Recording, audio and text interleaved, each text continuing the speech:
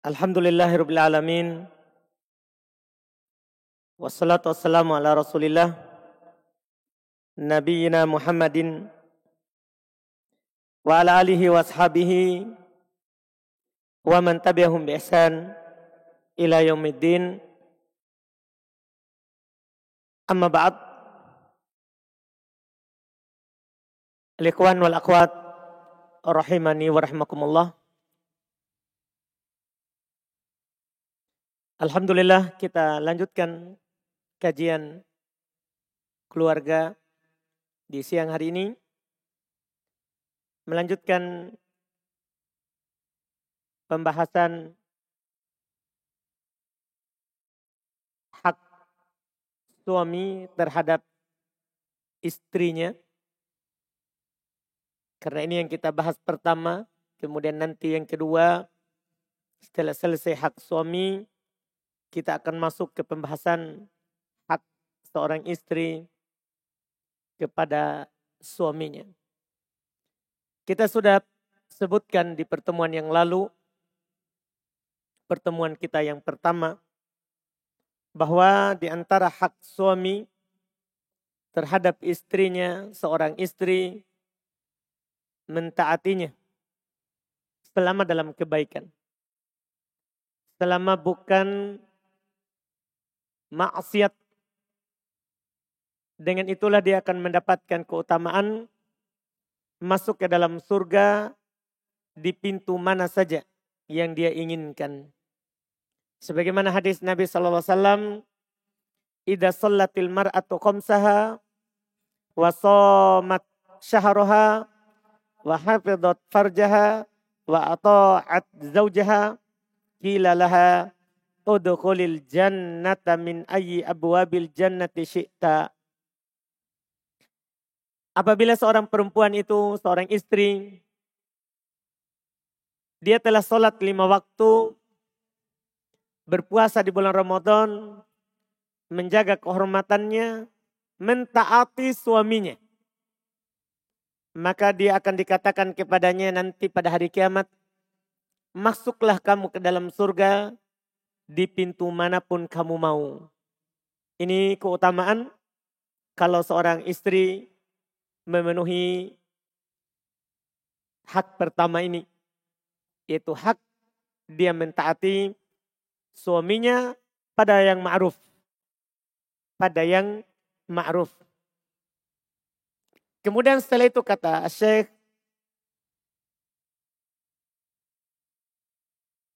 Abu Abdurrahman Muhammad ibn Ali Farkus, Al-Far'ud Tsani, yang kedua, di antara hak seorang suami kepada seorang istri, siyanatu irdiz zauj wal muhafadatu ala malihi wa waladihi.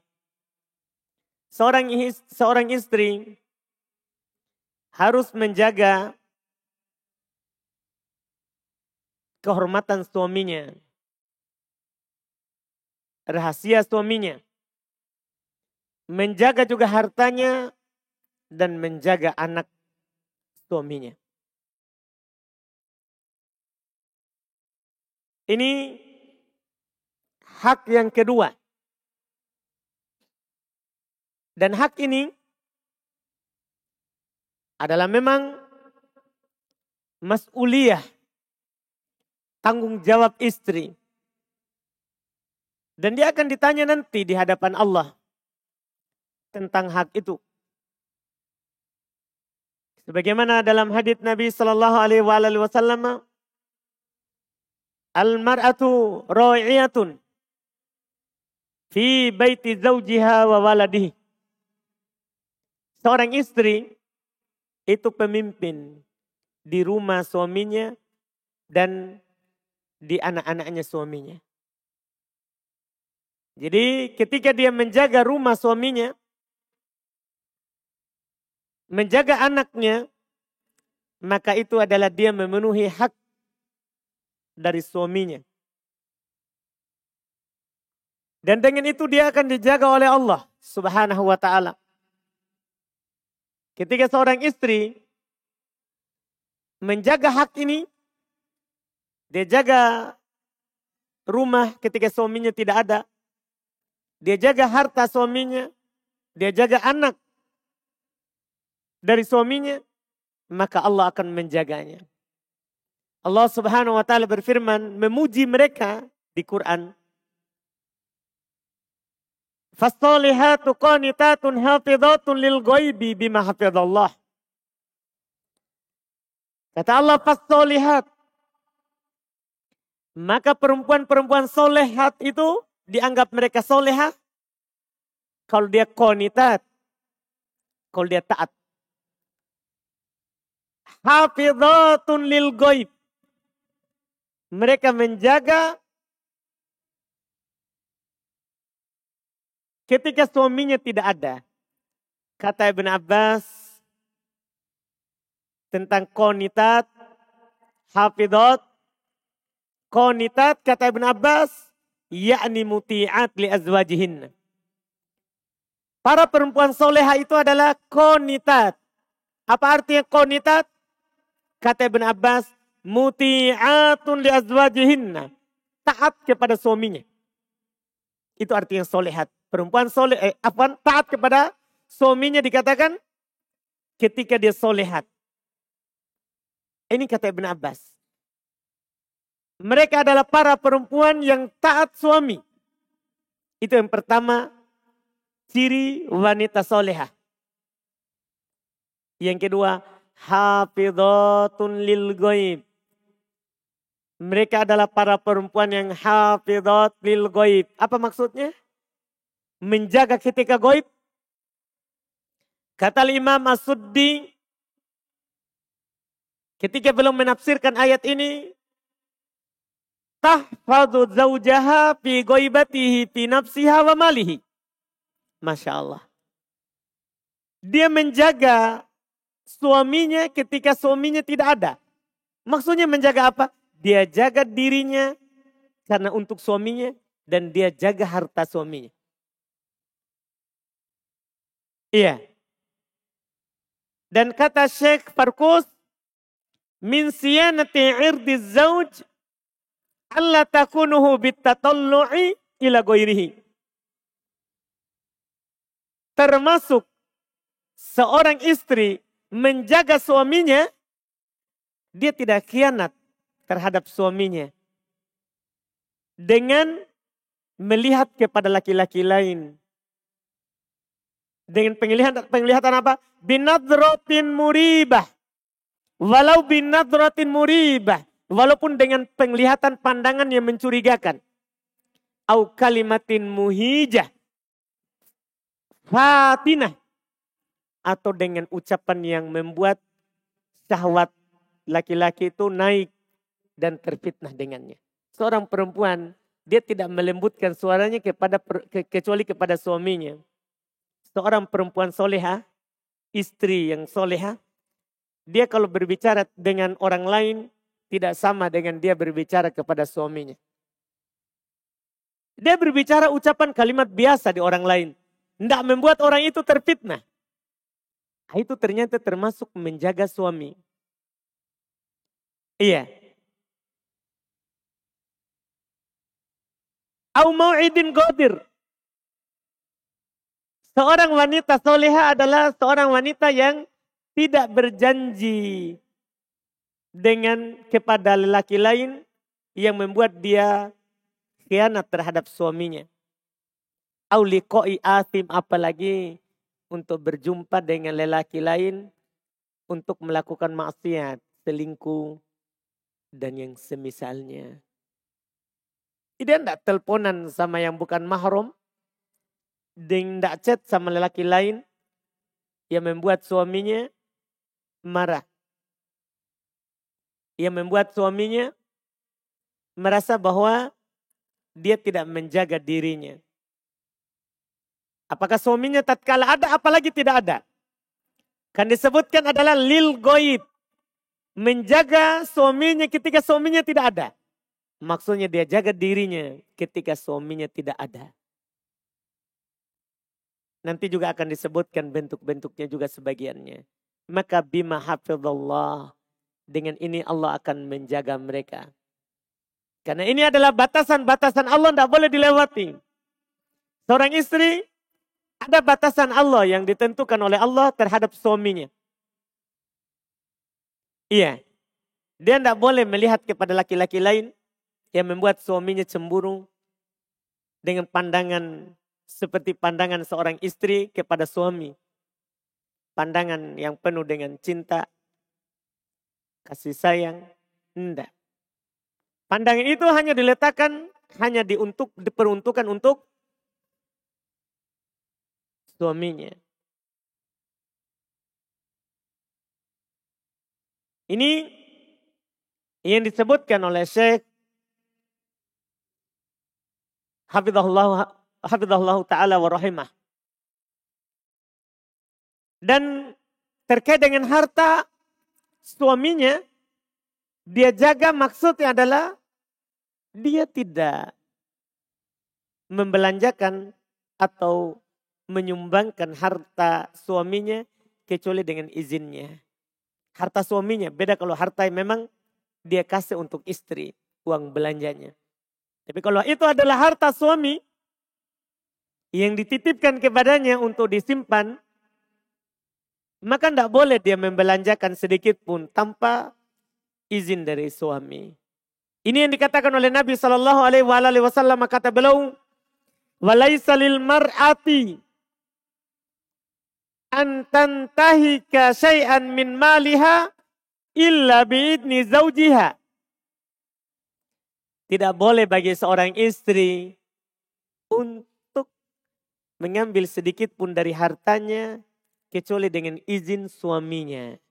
Jadi kalau dia mau mengambil kecuali ada keadaan ya, suaminya kikir kepadanya, tidak pernah dia kasih uang belanja untuk istrinya, maka boleh dia ambil sesuai dengan kebutuhannya. Adapun kalau suaminya sudah kasih uang belanja untuknya, maka tidak boleh dia mengambil harta suaminya kecuali atas izin dari suaminya. Ini hak suami. Dia jaga suaminya, jaga dirinya untuk suaminya, jaga harta suaminya, dia jaga anak-anak dari suaminya. Ini hak suami yang kedua.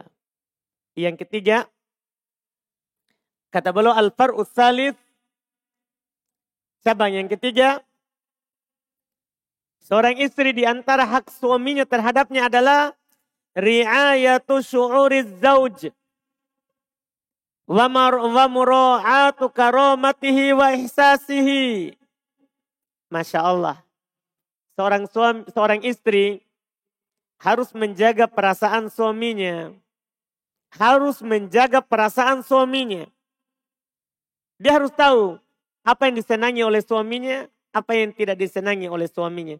Supaya dia tidak melakukan sesuatu yang menyakiti perasaan suaminya. Harus dia menjaga perasaan suaminya. Menjaga kehormatannya. Menjaga kehormatannya. Kata Syekh Farkus, fatahrisu zaujatu ala alla yura minha zauju alla yara minha zaujuha fi baitihi illa ma yasurruhu min husnil madhar wal hay'ah. Masya Allah. Wazinati wa tulaqatil wajah. Wa alla yasma'a minha illa ma yurdihi min husnil khitab. Wa jamilil kalam.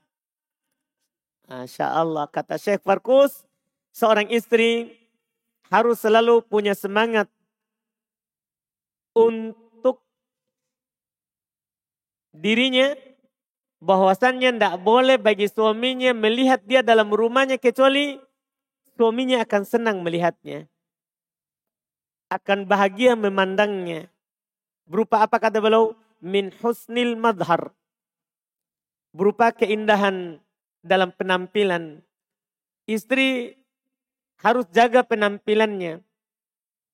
Karena banyak di sana suami yang meminta untuk menambah istri atau bosan terhadap istrinya disebabkan karena istri kalau sudah melahirkan Selesai. Seakan-akan dia bukan lagi istri. Harus dia jaga penampilannya. Harus dia jaga penampilannya. Walhai'ah. Badannya. Keadaannya. Dia pakai pakaian yang bagus. Dia badannya juga penampilan bagus. Mulai dari rambut sampai ke kaki. Kalau memang diperlukan masuk di salon, tidak ada masalah. Kenapa bisa? Kenapa tidak boleh? Kalau memang suaminya suka rambut yang warna beda, kasih warna beda. Pakaiannya kan suami sebetulnya suka pakaian yang tertentu, kita pakai. Kita pakai. Itu hak suami. Sebagian istri tidak memperhatikan itu. Apalagi kalau sudah punya anak. Banyak para suami kadang mengadukan keadaannya. Kadang mengadukan keadaannya. Pernah Salman Al-Farisi radhiyallahu taala anhu mengunjungi saudaranya Abu Darda, kan dipersaudarakan oleh Rasulullah sallallahu alaihi wasallam. Dia datang ke rumah saudaranya. Dia lihat Ummu Darda sudah penampilannya tidak bagus. Ditanya oleh Salman, kenapa kamu?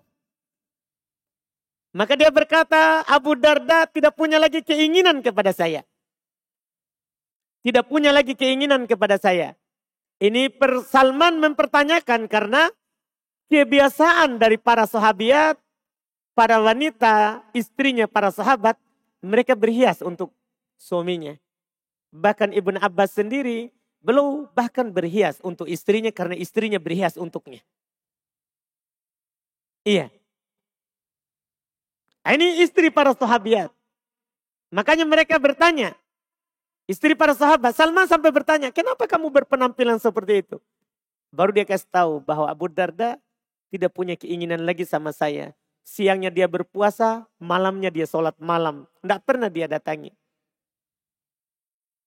Maka Salman menasihati Abu Darda bahwa istrimu punya hak terhadap dirimu. Nanti kita akan jelaskan haknya istri terhadap suami. Sebagaimana dirimu punya hak terhadap dirimu sendiri. Sahihnya adalah mereka berhias untuk suaminya. Dia jaga penampilannya untuk suaminya. Sampai beliau katakan wazina. Dia pakai perhiasan. Dia berhias sesuai dengan kemampuan. Wa talaqatul wajh. Wajah yang selalu ceria. Dan tidak mendengar darinya kecuali apa yang diridhoi. Dari indahnya, baiknya ucapan. Dan itulah ciri wanita penghuni surga. Para bidadari surga seperti itu ciri-cirinya. Kata Nabi SAW, nisa'ukum min ahlil jannah al-wadud.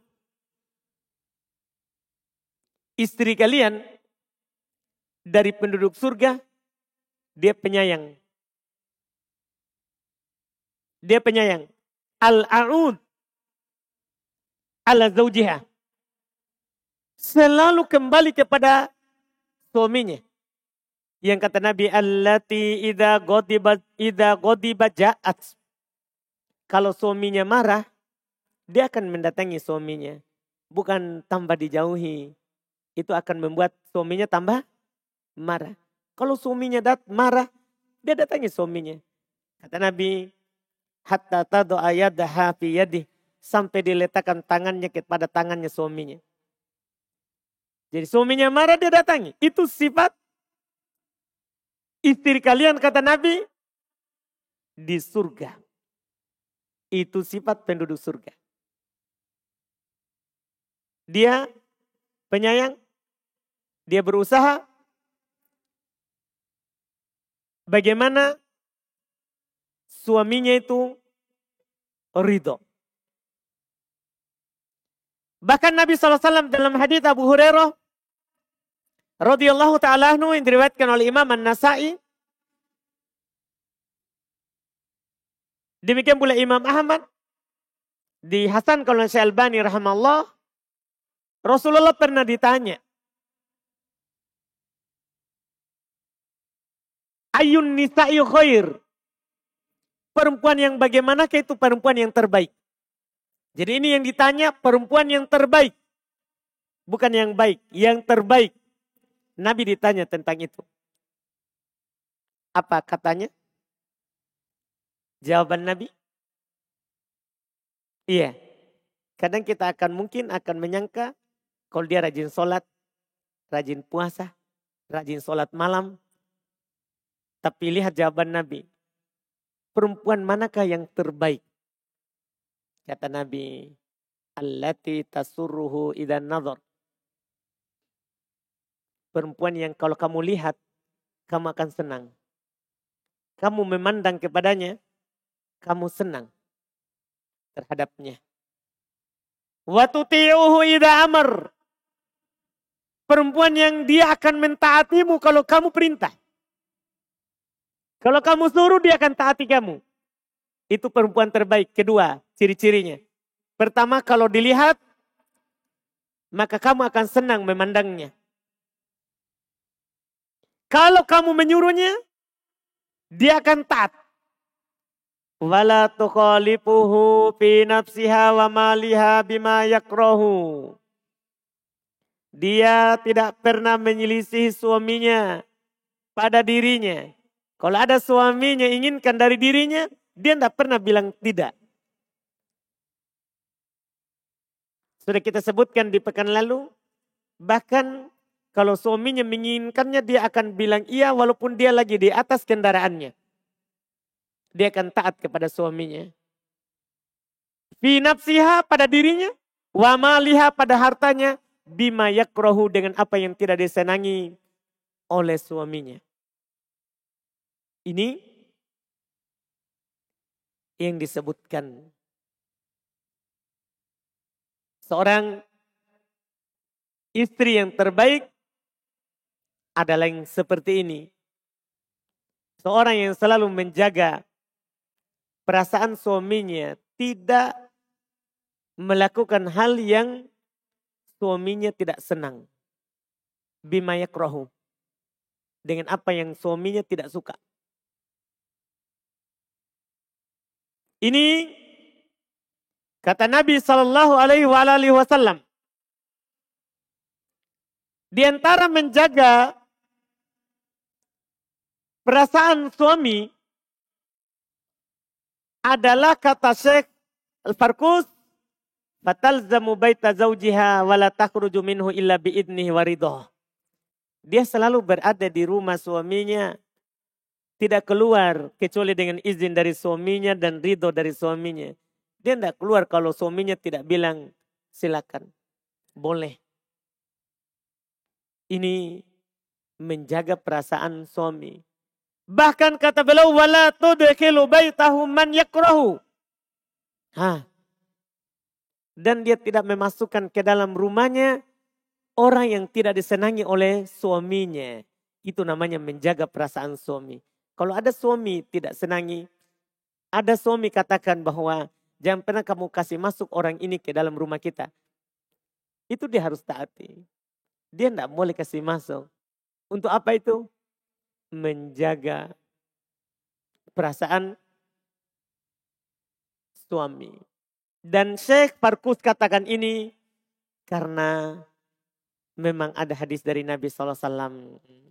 Kata Nabi, fa'amma haqqukum ala nisaikum fala yuti'na furushakum man takrahun wala ya'adanna fi buyutikum liman takrahun wala ta'adana fi baitihi illa bi'idnih.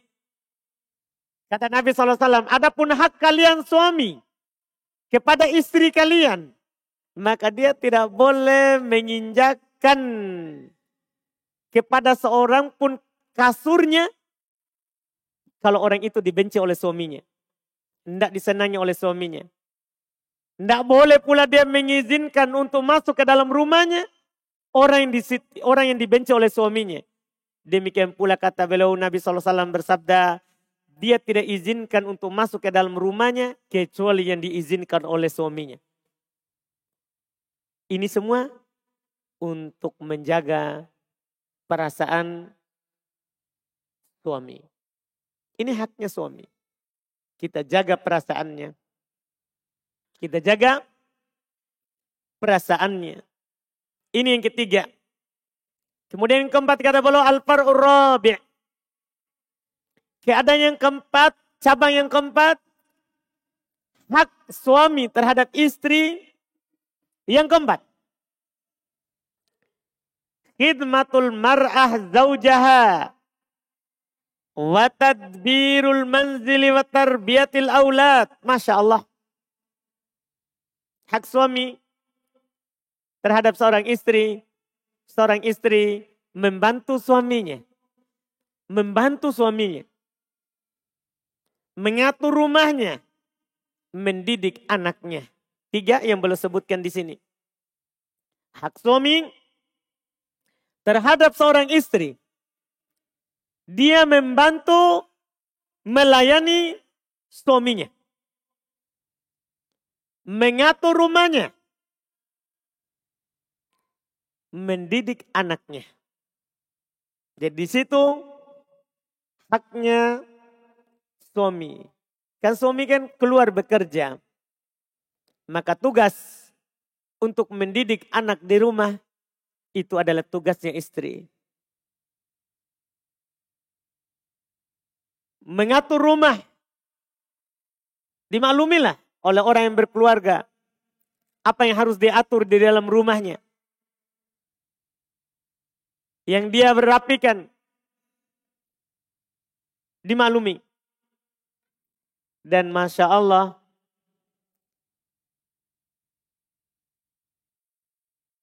Nabi SAW dalam riwayat Imam At-Tabrani disahihkan oleh Syekh Albani. Kata beliau, "Lau ta'lamul mar'atu haqqa zawj, maka adat mahadara qada'uhu wa asya'uhu hatta yafruga min." Masya Allah. Seandainya seorang istri itu tahu hak suaminya. Seandainya seorang istri mengetahui hak suaminya. Dia tidak akan duduk sampai makan siangnya atau makan malamnya sudah selesai dia siapkan untuk suaminya. Sudah selesai dia masakan suaminya, baru dia akan duduk, baru dia bisa istirahat. Ini namanya dia layani suaminya. Bukan hanya layani yang terkait dengan ranjang, tapi ini juga melayani kebutuhannya. Kata Nabi, seandainya seorang istri tahu hak suaminya, dia tidak akan duduk, jangan tidur, tidak akan duduk sampai makan siangnya suaminya sudah siap atau makan malam suaminya sudah siap. Dan kata Syekh Farkus, wa qad wa'a nisa'u sahabah hadhil muhimmatil jalilah fahaman wa amalan. Para istri sahabat telah memahami ucapan Nabi ini dengan pemahaman yang benar dan dia amalkan. Dia amalkan. Contoh pertama, Fatimah. Anak putrinya Nabi, istrinya Ali radhiyallahu taala anha. Dinukil, ini perempuan yang paling utama ini. Dia wanita terbaik yang ada dalam Islam. Dinukil anna Fatimah binta Rasulullah sallallahu alaihi wasallam kanat takhdumu zawjaha. Dinukil bahwasanya Fatimah, kata Syekh Farkus, beliau melayani suaminya yaitu Ali bin Abi Thalib hatta shtakat ila Rasulillah matal qafiyadiha minar roha. Sampai belum mengadukan kepada bapaknya Rasulullah SAW apa yang dia jumpai terkait dengan sakit tangannya karena melayani Ali bin Abi Thalib. Suaminya. Lebih lagi dari itu, saudarinya Aisyah. Saudarinya Aisyah, Asma. Dinukil dalam riwayat Imam Muslim, an Asma binti Abi Bakar As-Siddiq. Saudarinya Aisyah, kakaknya. Asma binti Abi Bakar As-Siddiq, qolat, dia menceritakan tentang dirinya untuk memberitahukan kepada seluruh perempuan muslimat. Kuntu akhdumu Zubair khidmatal bait. Saya melayani Az-Zubair, suaminya. Melayani Az-Zubair, suaminya. Menjadi seperti pembantu dalam rumah. Wa kana lahu faros. Ini Zubair, dia punya kuda. Dia punya kuda. Wa kuntu asusuh. Saya yang memelihara kudanya. Bayangkan, kuda yang dia jagakan.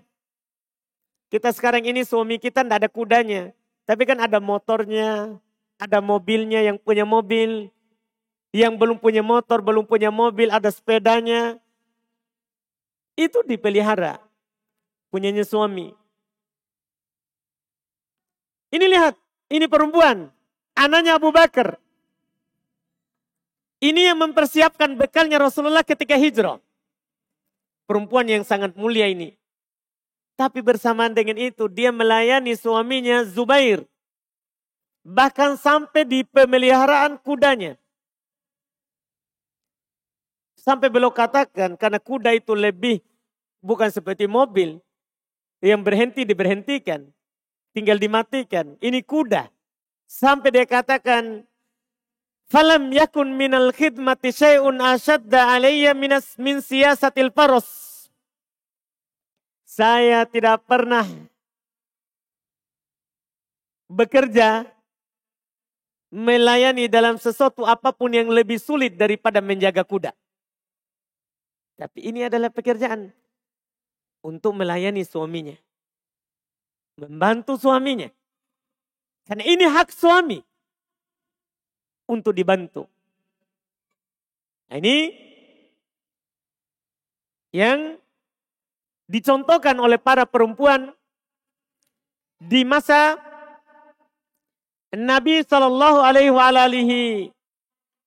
Wasallam. Dan yang mereka lakukan ini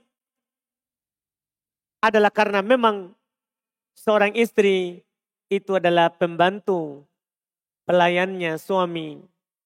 Pelayannya suami. Ketika Nabi mengingatkan bahwa kalian suami harus berlemah lembut, berbuat baik kepada istri, tidak boleh kasar kepadanya. Kata Nabi kepada para lelaki, para suami, ittaqullaha fin nisa fa innahunna awanin indakum. Masya Allah. Bertakwalah kalian kepada Allah terkait dengan istri kalian. Sesungguhnya mereka adalah awan di sisi kalian. Apa itu awan? Kata Syekh Farkus, wal'ani al-asir. Al-ani itu adalah bagaikan tawanan. Dia tidak bisa apa-apa kecuali atas izin suaminya. Wa martabatul asir khidmatu man huwa tahta yadihi. Masya Allah, ini harus disadari oleh semua istri. Kedudukan namanya tawanan, itu dia harus melayani orang yang berkuasa atas dirinya. Ini yang disebutkan. Dan ini yang sangat menakjubkan, ada dinukil seorang perempuan salaf. Dinukil dari seorang perempuan yang bernama Asma bin Kharijah. Al-Fazari, dia sedang menyiapkan putrinya untuk seorang lelaki, dalam artian dia sudah menikah. Dia siapkan untuk Lailatul Arus, malam pertamanya, karena sudah akad. Dia siapkan anak gadisnya itu untuk lelaki yang asing masuk di rumahnya, karena baru menikah dengannya. Apa wasiatnya kepada putrinya? Ini wasiat salaf. Fakuni lahu amatan yakunu laka abadan. Subhanallah. Jadilah kamu seperti budak perempuannya suamimu. Maka suamimu akan menjadi budakmu juga.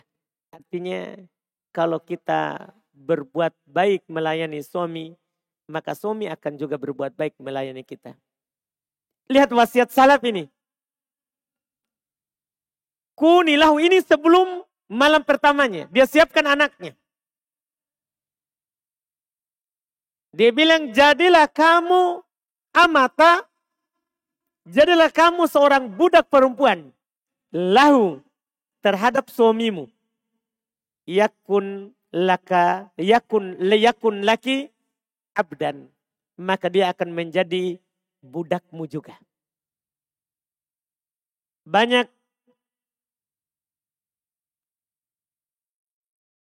istri mengeluhkan suaminya, tidak bisa diatur, tidak bisa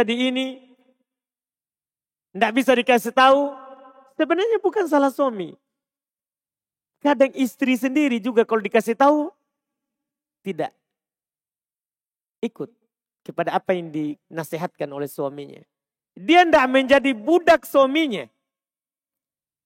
Budak ini dibahasakan seperti itu wasiatnya para salaf. Taulah budak. Bisa didatangi, bahkan bisa dijual, bisa dihibahkan. Artinya terserah suaminya. Saking besarnya hak suami. Baru-baru kamu akan mendapatkan sebaliknya. Baru kamu akan mendapatkan sebaliknya.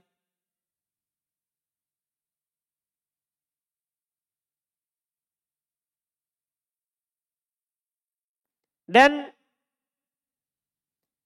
ada juga wasiat-wasiat yang lain, cuman ini nanti terkait dengan hak. Misalnya dia wasiatkan kepada anaknya, la tuba'adi anhu fayansak. Jangan kamu menjauh dari suamimu sehingga dia akan melupakanmu.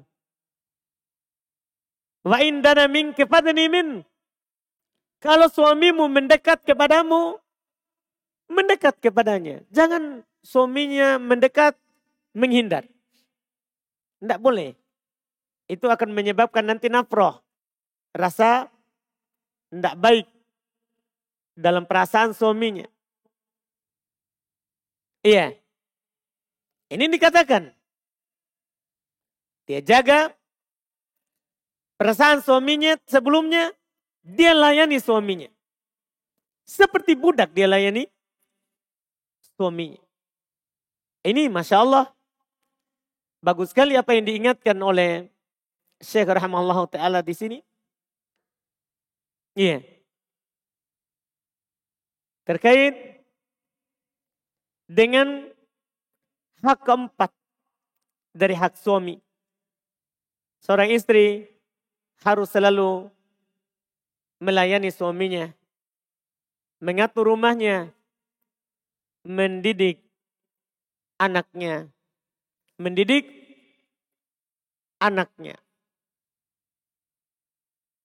Dan Syekh rahimahullahu ta'ala beliau ingatkan wala syakka anna qiyamaz zawja bihadihil muhimmah an-nabilah yahfadu lil isra istiqraruha wa sa'adatiha. Masya Allah. Tidak diragukan jika seorang suami, jika seorang istri menjaga ini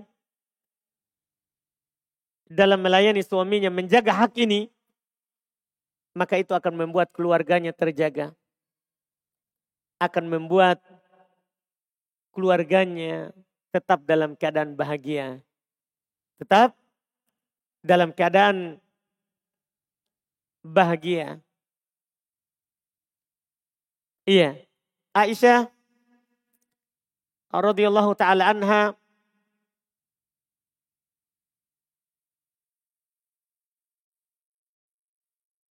ketika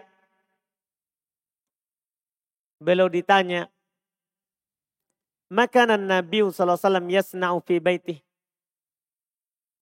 Apa yang dilakukan oleh Nabi kalau beliau berada di dalam rumahnya? Apa yang dilakukan oleh Nabi kalau beliau berada dalam rumahnya? Kalau lagi berada. Ini saya ingatkan, ini yang terakhir ya. Dari hak ini. Jangan sampai tadi kita sebutkan bahwa seorang istri harus membantu suaminya dalam pekerjaannya. Sebaliknya juga harus seperti itu juga. Suami juga melayani, membantu istrinya. Kalau lagi di rumah. Kalau lagi di rumah. Maka Nabi SAW pernah ditanya, bagaimana beliau ketika berada dalam rumah. Ini ditanyakan kepada Aisyah. Kata Aisyah, kana yakunu fi mihnati ahli. Adalah Nabi SAW membantu pekerjaan keluarganya. Ini sebaliknya ini. Ketika istri melayani suaminya, maka akan ada sebaliknya.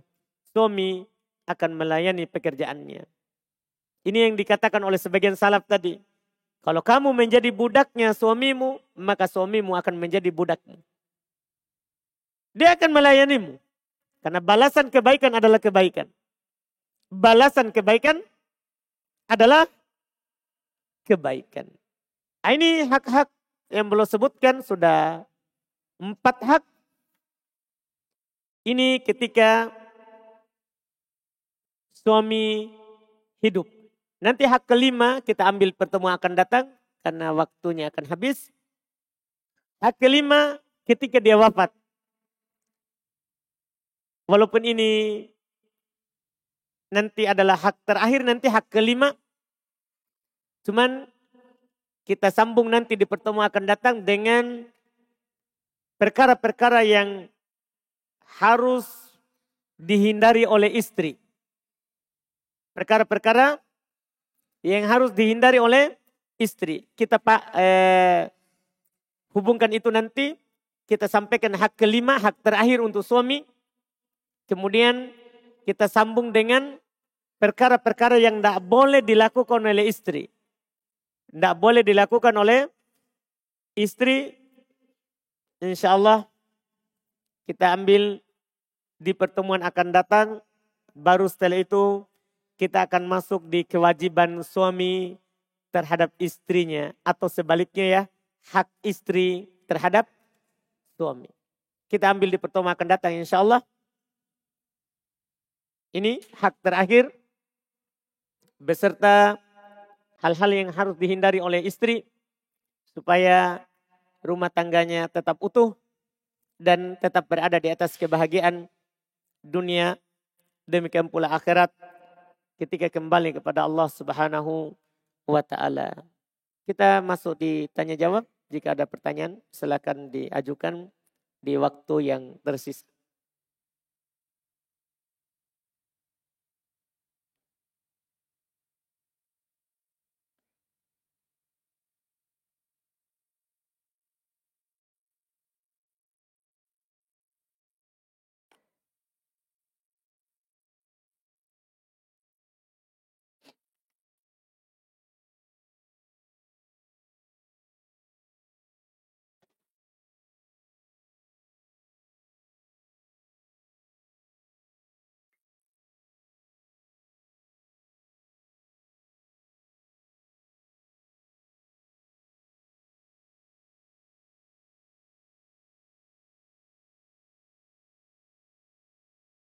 Apa hukum suami yang tidak ridho terhadap istri yang dianggap belum bisa menjaga perasaan suami dan sering merendahkan suaminya? Iya. Hukum suami yang tidak ridho terhadap istri yang dianggap belum bisa menjaga perasaan suaminya. Hukum bagi suaminya tidak ada. Yang ada adalah hukum bagi istrinya. Ini namanya istri belum memenuhi hak suami. Ketika dia belum mampu menjaga perasaan suaminya, belum mengetahui apa yang suaminya suka, apa yang suaminya tidak suka. Ini adalah masalah di istri. Tidak ada hukumnya bagi suami. Tidak ada hukumnya bagi suami. Kemudian pertanyaan kedua, ketika kita bertawassul atas amalan yang pernah ada, apakah amalan tersebut dianggap hangus atau hilang? Tidak. Tetap dianggap ada pahalanya. Cuman kita bertawassul dengannya. Berdoa kepada Allah dengan menggunakan amalan yang pernah kita lakukan. Amalan yang pernah kita lakukan. Amalannya tidak hangus. Amalannya tidak hangus. Wallahualam.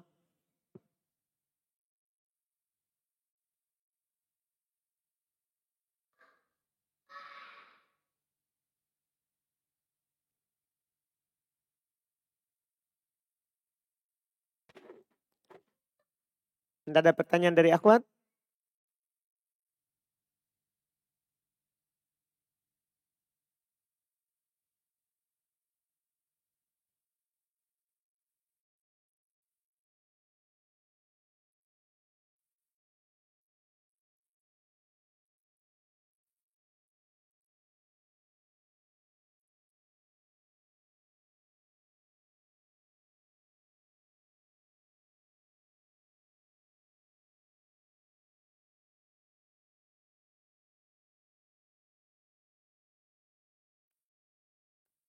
Jika suami sudah berpesan untuk selalu bersedekah setiap dia memberikan nafkahnya, gajinya. Apakah kita sebagai istri harus izin lagi kepada suami setiap akan bersedekah? Tidak. Jika dia sudah izinkan, tidak perlu lagi minta izin. Ini kan sudah dia sebutkan. Jadi tidak perlu lagi jika sudah diamanahkan seperti itu. Tinggal kita jalankan. Sudah hampir 1 pekan, saya selesai dari nifas 40 hari. Tapi kemarin keluar darah lagi. Warnanya merah terang dan lama-kelamaan berubah jadi warna coklat. Keluarnya pun tidak banyak tapi sering. Dihukumi darah apa itu Ustaz? Apakah masih termasuk darah nifas atau darah haid atau istihadah?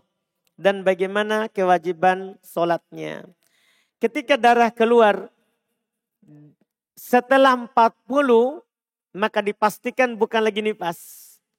Karena nifas terpanjang 40. Setelah 40 bukan darah nifas. Maka antara dua, darah istihadah atau darah haid.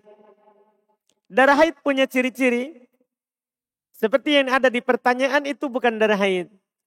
Kalau warnanya merah, maka itu darah nazif, darah istihadah yang keluar karena masih ada urat yang belum tersambung baik atau yang lecet saat melahirkan. Itu kalau merah. Karena darah haid itu kata Nabi yu'rab aswad. Darah haid itu kehitaman warnanya. Kehitaman warnanya. Dan itu yang disebutkan sebagai darah istihadah. Kecuali memang ada kebiasaan haidnya bertepatan juga dengan tanggal itu, bisa dia hukumi itu sebagai haid. Tapi kalau tidak, maka dia dianggap darah istihadah. Solatnya tetap dia lakukan solat. Tetap boleh bagi suaminya untuk mendatanginya. Ya, semua hal-hal yang tidak boleh ketika nifas, boleh dilakukan. Boleh dilakukan, wallahu alam.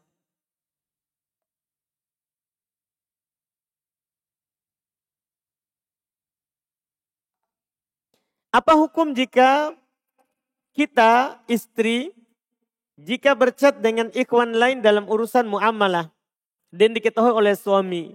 Tidak ada masalah kalau suami izinkan.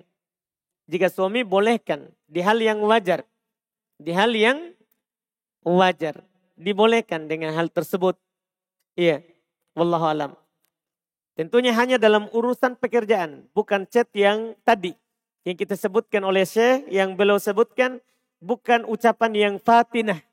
Membuat si ikhwan itu terfitnah dengan kita. Bukan. Memang hanya masalah apa? Pekerjaan. Hanya masalah pekerjaan.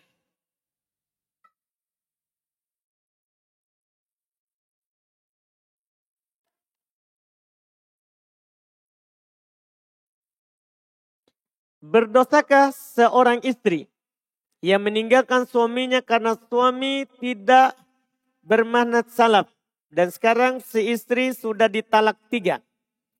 Adapun masalah yang lain bersifat pribadi dan mereka masih berkomunikasi karena anak yang ikut ke suaminya. Iya, tidak berdosa kalau dia ceraikan kalau itu membahayakan agamanya. Tidak berdosa kalau itu memang membahayakan agamanya, maka dia minta untuk diceraikan, tidak apa-apa. Karena boleh, tidak berdosa seorang kalau dia minta diceraikan, kalau membahayakan agamanya atau membahayakan badannya. Membahayakan badannya. Demikian pula kalau membahayakan hartanya. Membahayakan akalnya. Itu boleh. Dia minta cerai. Boleh dia minta cerai dan tidak berdosa. Dan tidak berdosa.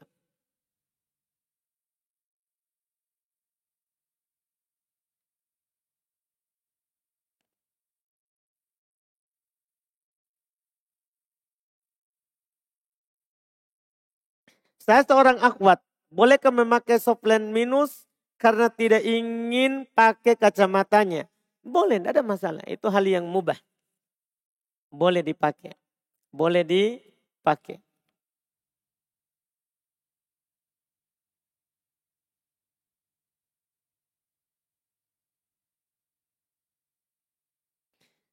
Di sini ada pertanyaan lagi, adakah doa khusus atau apa yang harus dilakukan sebelum sholat sunnah tobat? Dan di mana referensi sholat tobat sesuai sunnah? Sholat tobat itu adalah sholat yang dilakukan 2 rakaat seperti sholat biasa. 2 rakaat seperti biasa. Seperti sholat sunnah yang lain. Dengan niat sholat tobat. Tidak ada bacaan khusus, tidak ada doa khusus.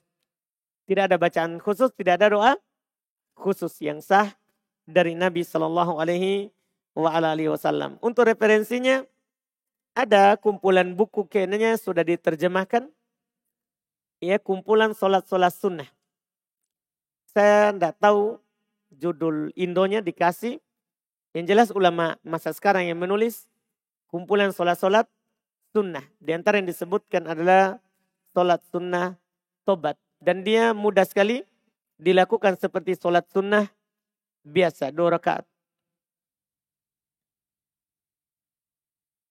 Mohon tipsnya Ustadz ketika sedang futur dan cara untuk meningkatkan keimanan. Pertama hadir kajian walaupun kita futur karena dengan mendengarkan Al-Quran maka akan bertambah keimanan.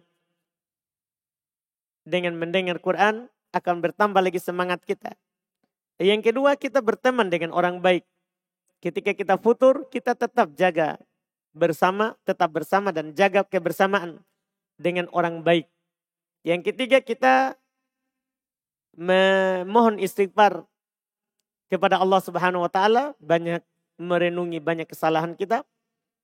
Kemudian yang keempat, kita memohon dan berdoa kepada Allah supaya kita diistiqomahkan, tidak dibolak-balikan hati ke arah yang tidak benar akibatnya, ke arah yang tidak benar akibatnya.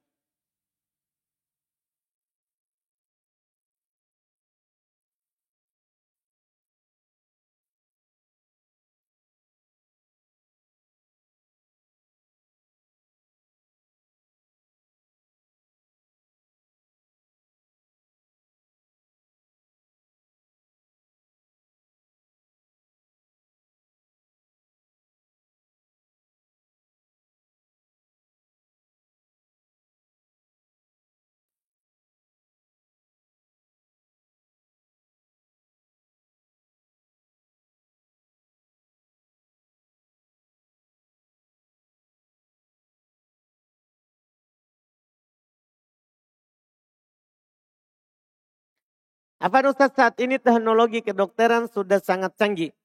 Apa hukumnya memasang benang di wajah agar kulit muka tidak kendur atau tetap kencang, tapi tidak merubah bentuk muka, hanya kulit jadi kencang. Kalau tidak membahayakan, jika tidak membahayakan, itu hanya dari kedokteran saja, tidak membahayakan dirinya, tidak membuat nanti di masa kemudian kulitnya menjadi tidak bagus, di masa kemudian, ya, maka hal itu dibolehkan kalau tidak membahayakan. Dan bahaya dan tidaknya itu ditanya kepada dokter ahlinya. Ketika dokter bilang ini akan membahayakan nanti masa depan, maka itu tidak boleh dilakukan. Lakukan dengan cara-cara yang lain. Kan masih ada cara yang lain untuk mengencangkan kembali kulit di wajah. Ada hal-hal lain dilakukan. Tapi kita tetap katakan tadi, kalau tidak membahayakan, tidak ada masalah. Kalau itu dari kedokteran, yang tidak boleh itu kalau dari dukun. Iya, yang hasil dari persugihan misalnya, supaya dikencangkan wajahnya, itu tidak boleh. Yang pakai mantra-mantra. Kalau dari kesehatan, boleh selama tidak ada mudorot. Selama tidak ada mudorot. Wallahualam, ini ada satu lagi tapi tulisan saya susah membacanya. Mungkin bisa ditulis lebih jelas lagi lain waktu. Tulisan bagus, cuman saya tidak bisa baca. Iya, alhamdulillah. Sudah tidak ada, alhamdulillah. Kita cukupkan. InsyaAllah kita lanjutkan di pertemuan pekan depan. Tidak ada ya, karena ada acaranya, rencana ada acaranya Ustadzul di sini. Pekan depan ini insyaAllah semoga dimudahkan.